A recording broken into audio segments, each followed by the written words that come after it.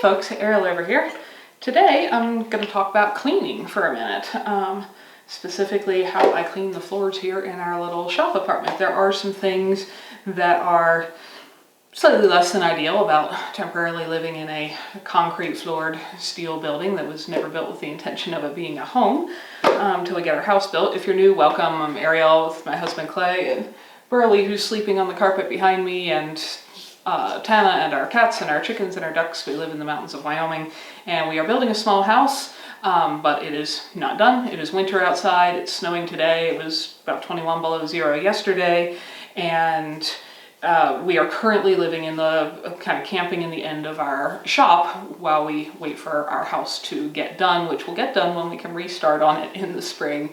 So hopefully maybe sometime next year. Anyway, in the meantime, the floor in here is a slab of concrete, and on it, because that's fairly hard on your feet if you stand on that a lot, we have a few rugs like under the table, the dining table, which you can't see, it's right out of the picture there, and in the living room area here, and so on. The hard parts of the floor, the concrete, it's easy to just sweep up with a broom. We get a decent amount of dust and such in here because of several factors. When you have a wood stove and you haul firewood through a building, there's a certain amount of dust created by that. We have a gravel lane right outside the door. There's a certain amount of dirt and dust that comes in with that. With two people, dogs, cats, all that stuff, tracking things in, and so on. So this is not a, sterile, manicured kind of life, because we go out and take care of animals. We come in and out a lot. So anyway, there gets to be dirt here. That's very, very easy to just sweep up with a broom and a dustpan on the hard parts of the floor. But on rugs, I actually detest carpets. I look forward to not having rugs on the floor, but where the concrete slab is so hard, it is nice to have at the moment. And you can, of course, clean them with a vacuum cleaner. The problem I was having with a vacuum cleaner, I've got one and still use it for some things, but our one dog, Tana's getting fairly old, and she really just is scared to death of a vacuum cleaner noise. She's not scared of chainsaws or other loud noises, but for some reason the vacuum cleaner noise specifically really freaks her out. And it also actually hurts Clay's ears. He's got some hearing damage, I think, from years of construction. So anyway, it's a sound, and I don't actually enjoy the noise of a vacuum cleaner either. So it's a sound that annoys multiple people in our household, multiple creatures in the household. But we do get a lot of dirt and dust that comes through the building. So I like to, every day or two, sweep up, even though I don't deep clean every corner, sweep up the main areas to keep that from getting out of control. And that's awkward to do when you're trying to plan it around most of the creatures that live in your household being out of earshot. So I was originally looking for I was hoping to find a little, maybe handheld, really quiet vacuum. That's what I started out looking for. I was thinking, well, even if it doesn't have the best suction, whatever, if I have something that's pretty quiet and I can just run through the main areas regularly, then I can use the bigger vacuum that, to deep clean corners and whatever on occasion. That would be nice. So I was reading lots and lots of reviews, looking for a quiet vacuum, not really finding anything that was quiet. And then I bumped into this nifty little thing. My grandmother actually had one of these. Probably a lot of people's grandmothers did. Hers looked a little different than this. I think it was all black in my memory. But this is called an electrostatic sweeper, I believe. It is not electrical in any way. This is the whole thing. There's no cord. But I ran into a lot of reviews saying that people were using these when they wanted something quiet because they work night shifts and work weird shifts and have to clean their house in the middle of the night and they're in an apartment building, or, various other reasons you need something fairly quiet. And people really like this. And I thought, well, I thought that was kind of an old, outdated technology, but I guess I'll try one. I've been using it for some months here, and it is absolutely spectacular.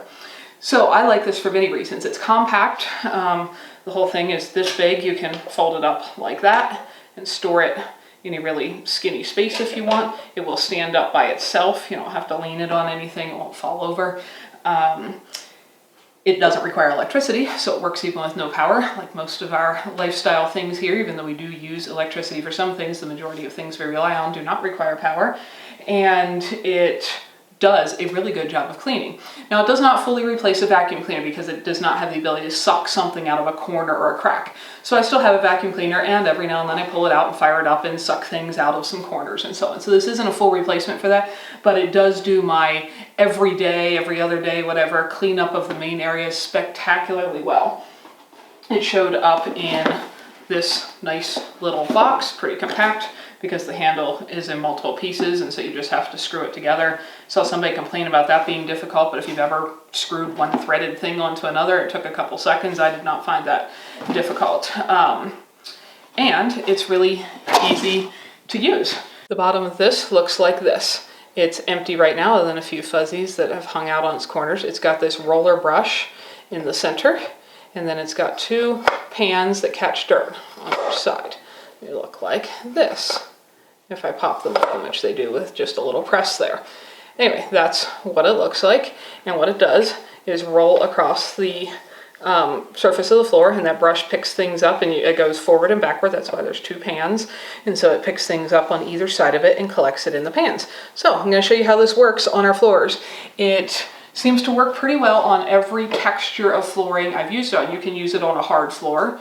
Like I said, that's easy enough to clean with a dustpan and brush, so if I had only hard floors, I wouldn't necessarily have this, but it's very handy. It's like having a brush with its own dustpan built in, but it also works really well on carpets, and even, I'll show you the highest pile carpet I have is not really a carpet, but it's one bath mat. It doesn't get things out of that thick, shaggy fibers perfectly, but it does at least as good as an electric vacuum does, which also does not get things out of that perfectly. But everything else is fairly amazing. I'm going to see how well I can show this with the video. It picks up little visible chunks of dirt that I can see, little wood chips and gravel bits and so on that get tracked in here, but it also picks up an amazing amount of stuff. When I'll go to empty it, you'll see of just like very, very fine dust that you can't even see by looking at any of the surfaces. So we're going to run around the house here, and I'll show you a few different surfaces and how this cleans things and what it actually picks up. So for cleaning like this carpet that Burley's happily sitting on, he thinks this is a little suspicious. Why am I sweeping beside him? You just roll it back and forth just like this. You can go over the same area several times if you want. The hardest thing to pick up is hair, and of course the dogs and I shed hair all over things. I don't know how well the camera is showing it, but I can see right here there's a little piece of wood, and right there is a little piece of gravel, and one pass it picks that up. It's hair that usually takes a couple passes for the friction to grab. So I just go around our carpeted area like this. It's small enough and the handle is flexy enough that you can generally push it, you know, under a rocking chair if something's not right on the ground, and it cleans the carpet. If I come over here to right inside our main door, where we have things like a bucket of water that stays warmish because it's so cold outside, so I can refill the critter water with water that isn't so icy for them, and tubs of feed fermenting and boots drying and all that kind of thing. This mat collects the most dirt because this is the doorway you can come and go from most of the time. So you can probably see there's bits of straw from walking in and out of the chicken barn, there's bits of gravel, all that kind of thing, and this does a fabulous job of picking them all up, except that you will see something like this where I run it right into our boot pan because it doesn't have suction to get under that edge. It can't do that without me lifting the pan edge and rolling it under there or using a vacuum suction. So there are limitations to what it can do, but it overall lets me clean up all of this stuff.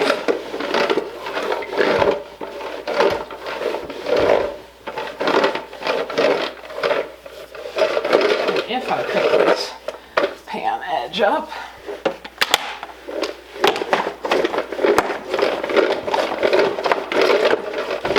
it will pick up all of that. So very, very good on this. Is kind of like a industrial-ish, you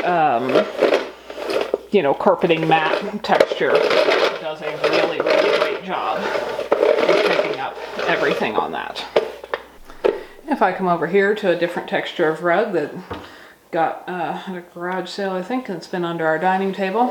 And move a chair out of the way. Again, I don't know how well the camera detail, and probably more the size of the screen you're viewing this on, will show that it does pick up all the little bits of dirt on here. You gotta sometimes move chairs out of your way, but it works very, very well, even with this kind of, you know, bumpy, knobbly texture of a braided rug, which is not smooth or even. So I do that with it. For another totally different texture, here in the kitchen area, I've got a couple of these kind of cushy padded mats because I spend a lot of time cooking and standing, and again, that's hard on my feet, just on the concrete. So with these textures, you can see it picked up a piece of straw that got trapped in. Picks up all the little hair and fuzzies and works very well, except for in a spot like the crack where two mats meet, because it doesn't, you know, reach down into that. Now, when I go to empty it, normally, of course, I would do this just into a trash can, but because I want you to be able to see what it does. So this is just the dirt that I've picked up while you saw me filming. If I just, under here, I'm just going to push on this little back edge, and it is going to dump the one side. And I'm doing the other side. There's the other side. And check that out. I don't know if you guys can see all the hair and bits of dirt. And then if, I don't have a ton yet, but at times, this little handle rake thing clips right onto the handle here and stores right at the bottom there. But if I get long hairs, which are pretty much my fault, the dog's hair isn't that long, stuck in this beater brush, you can use this rake and detangle the little hair wads, which I definitely get some of in here, as you can see. So it's a really quick process, not much different than if you have, you know, one of those electric vacuums where you got to dump the canister kind of thing. I just every now and then rake my hair fuzzies out, and this probably won't happen if you don't have long hair or any long-haired people or creatures in your household. So that's the dust I've just collected. I think that's pretty impressive. The shaggiest rug I have is this bathroom one. As you can see, it gets little bits of stuff that get caught in its fibers, of course, but they're not perfectly picked up by this, but they're not perfectly picked up by a vacuum cleaner either. I do go over it just to give you an idea of what this is capable of doing, but if I really want to get all this out, I have to either wash it or just take it and hang it outside over the wash line and beat it, that kind of thing. But that is not in relation to exactly how this little fuller brush works, but in relation to how this kind of rug works. It's ideal for catching all your water when you are done bathing, but a little bit of a pain to clean, though I do it. And as I said, this is actually almost easier to do with this brush because compared to a vacuum cleaner, because it doesn't suck a rug up. So as long as you roll it off the end of something, you can't necessarily pull it back up like that. It'll start wadding it up. But as long as you go off the end, it doesn't have the problem of sucking your rug up like a vacuum cleaner does. So I find that handy. Now I've just cleaned the rest of the floor, the rest of the other halves of the carpets you didn't watch me do, and we'll see how much more dirt we have. I'm going to try to show this to the camera. It won't dump. Actually, I better dump it first and show it to you empty. I'm just pressing easily on the bottom of that thing, and sometimes the hairs, when you have a lot of hair, which also does get stuck, and you got to give it a little shake or a little tap. You can see how much more dirt came out there, but what that looks like when it's not full is it tips like this on each side. It's super easy. It's just a thumb or a finger press, and then, like I said, if I've got hair stuck in the beater, I rake it out with this handy little thing that sticks right on the handle. So overall, with my hand in here for scale, that's a kind of impressive amount of dust and dirt this just picked up within, you know, like a minute of running around our floor in a place that you go in and out of barns and such and gravel lanes and heat with firewood. Because this is the amount of dust and hair that collects quite regularly in our house, it is cleaned regularly, but it works even if you don't have this much accumulation. But I consider that pretty impressive. So that's how my little non-electric sweeper thing looks like. I will try to link down below to where I got this, but they are sometimes for sale in you know, a hardware store or something like that in your area. You may be able to get it locally. This particular one is made by the Fuller Brush Company, which I believe is the same company my grandmother's was made by, since they've been making them since 1906. The handle and the frame and this are all metal, and the bottom part and so on.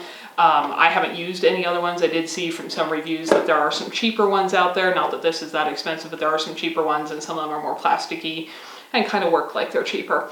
This is the only one I have experience with. It's been great, and I don't think I'll ever need another one in my lifetime. So this is a really neat piece of old-fashioned technology, and I'm kind of excited when I can do a video and show you guys something that you can also get, because so many times when somebody asks, where do I get that roast pan you're using, or where do I get the wood stove you heat with? They're mostly antiques and they're mostly secondhand, and most of the stuff isn't made anymore. But the Fuller Brush Company has been making these same tools since 1906, which is a fairly long time ago now, and you can still buy them brand new today.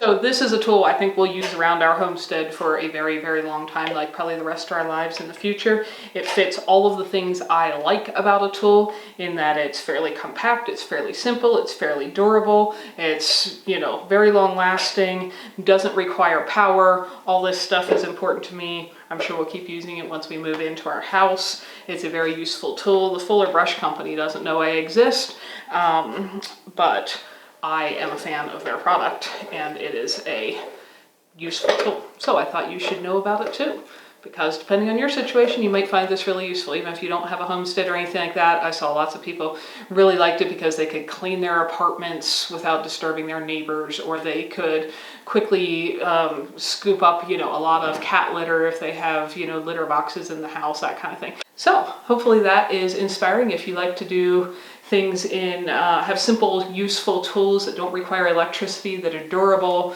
that work for over 100 years, and so on. This is something I'm a pretty big fan of. Thank you everyone for watching. It means a lot, and I hope you learned something along the way. If you know somebody else who would enjoy this as well, share it with them.